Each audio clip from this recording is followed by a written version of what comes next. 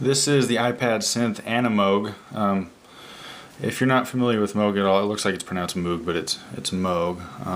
Bob Moog was the guy that started a whole lot of synth stuff back in the day. What I'm going to do with this is just do a brief run through the program, and then I'll post some free presets that I found online. They're not mine, but I'll just post a link to them that you can get. There's quite a few. I'll just run through the sounds and basically how it works.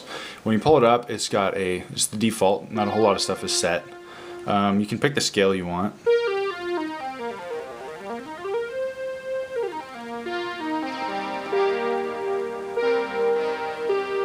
There's a glide feature. A long glide just kind of slides up and down. Short glide is it's more sharp between the notes. Okay, so what you got is you have your timbres of all this different stuff. With the default, like I said, it's all static fat. It's all the same, and that goes between these here. So if you're playing something, you go up and down, it'll go between whichever timbre you have set. Now with all these, it's the same one, so you go up and down, it's gonna be the same sound. Let's pick a different preset. This is one of the ones I downloaded that I'll post a link to.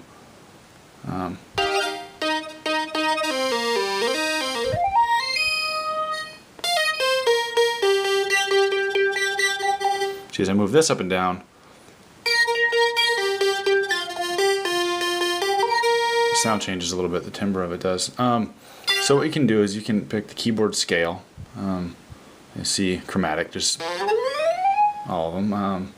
C Ionian, which is C major.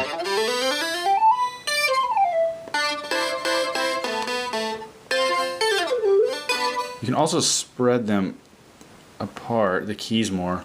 This slides up and down. Let me take this all the way down. Pretty deep sound. And high pitch up there. But if you take both sides of it and move it together, they spread out. Like so. And then this will move it up and down. Now if you got big fingers, you might want to do that. If you got little tiny hands, then that might be fine. It's got Ionian, Dorian, it goes down, diminished, Egyptian scale. There's a whole bunch of different stuff you can just go through. Now when you go from one preset to the other, I don't know what they have. It's seemingly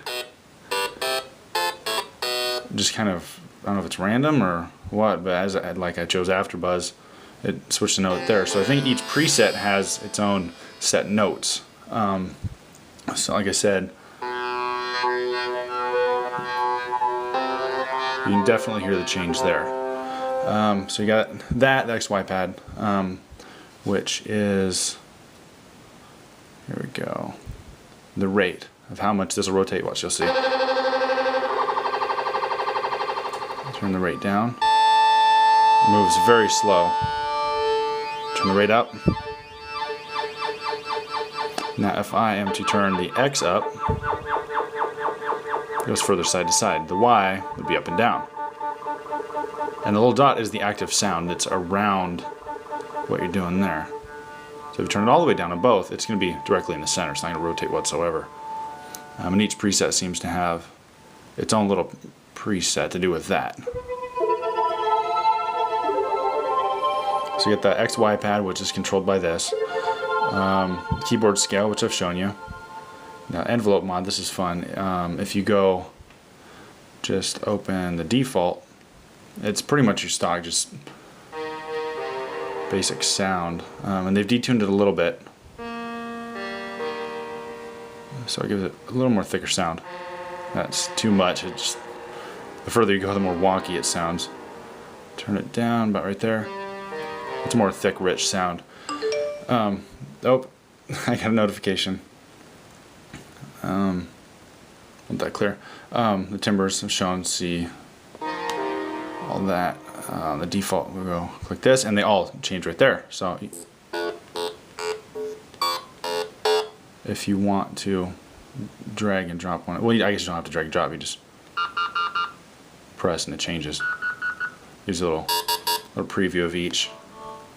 I didn't go too in depth with the envelope mod. This is more useful to you if you are used to working with synths and kind of creating your own sound, you can double click on something, like the filter, and it's got ASDR on it. Attack, sustain, delay, and what am I doing here? Yeah, sometimes it's a little finicky. So you can control different things, and there's a mod, not a modification, just a mod strip. Like, here we go. Timbre, so that's more of a tremolo type of thing for this preset. And then you got the pitch mod, and you let go and it resets. The pitch mod doesn't work on everything because it has to be assigned in here to the pitch. Like mod wheel, that is assigned to mod 2. Mod 3, pitch bend, so in this one it is set to something. The timbres is set, and you can also import the presets and export them. You have to, if you're going to import them, you drag them into iTunes. In the bottom of iTunes, there's a spot where you can drop things into various programs like iBooks or what have you. And presets for this, you drop into this program.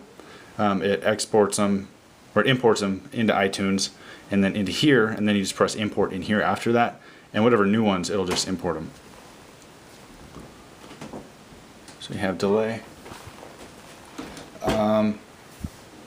Thick, which I was showing you. There also is a bit crusher, which can make some cool sounds.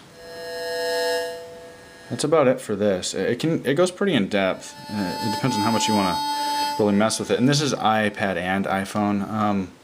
Pull up the iPhone. Whoops, the iPhone version here really quick, and it is slightly different. The main thing is the channels, or not the channels, the pages are set right here, so you can view things a little different. So it's a universal app, and truly universal because it's slightly different for the iPhone than it is for the iPad. This is more accessible, so you don't have all of this crammed onto this little screen.